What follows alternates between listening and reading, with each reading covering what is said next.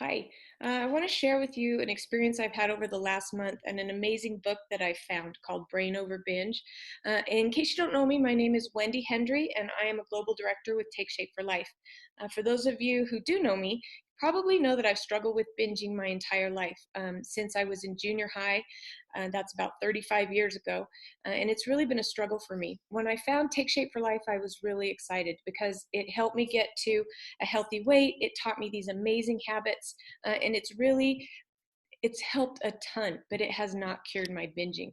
I've still binged over the last couple of years. And I got so frustrated this last time I was on about a 3-week binge. I really just wanted to understand why. And I actually was saying a prayer, and that night I found this book called Brain Over Binge, and it answered all of my questions. I'm going to do a screen share here, start my slideshow. Here's the book. It's by a girl named Katherine Hansen. We've gotten to be friends since then. She's terrific.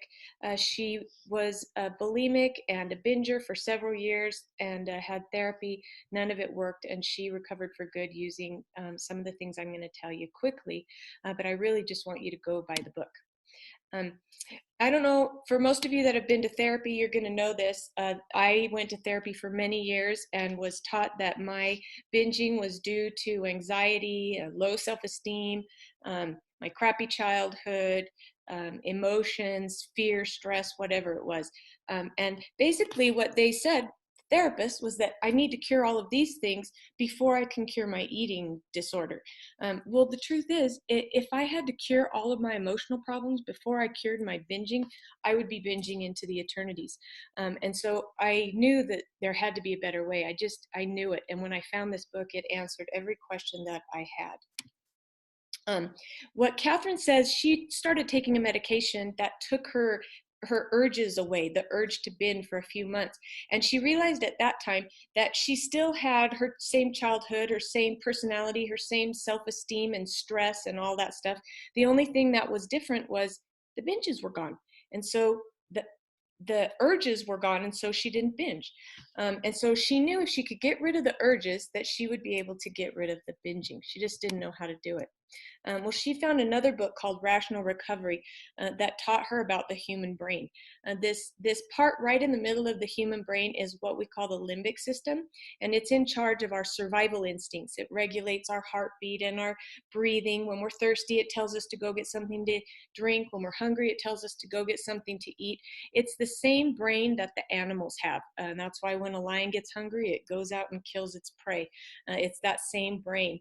And so what happened, at least in my case, was back in junior high and high school when I started dieting, that limbic system, that survival, that animal brain kicked in and said, you're starving me, you got to eat, you got to eat.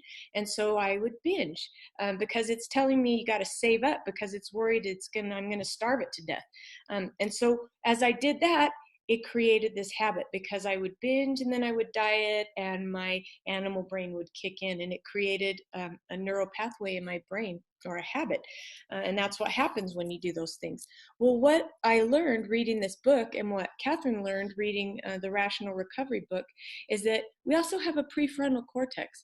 Our prefrontal cortex is what separates us from the animals. It's our reasoning part of our brain, the thinking part of our brain, the thing that helps us make choices and decisions.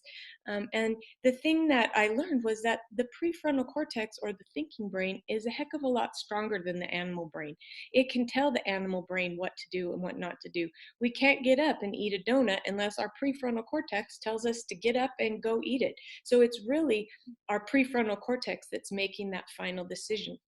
And we can use that thinking brain to tell our animal brain to calm down. But you actually have to make the separation.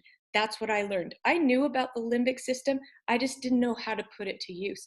But what Catherine taught me was that I could separate my animal brain from my prefrontal cortex and let my prefrontal cortex make the decisions and tell my animal brain to settle down.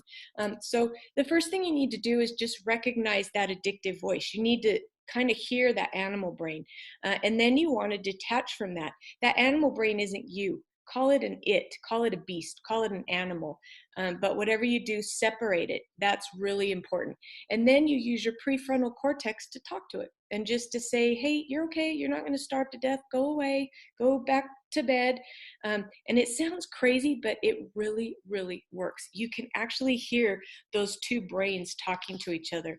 And what happens, and what's happened to me over this last month, is that as I have ignored that animal brain, the voice just has gotten quieter and quieter and quieter. And honestly, I don't even have urges to binge anymore. It's really weird. I kind of tried to binge, and I couldn't. So I can't even fathom it, really. So it really does work. So I would suggest, more than anything, you go and you buy the book Brain Over Binge, and you start reading it now. It is a life changer. And if you have any questions, you can always call me or head to my website, and I will hook you up. Thanks for listening. Thanks for your time. And I hope this helps. I hope this helps you.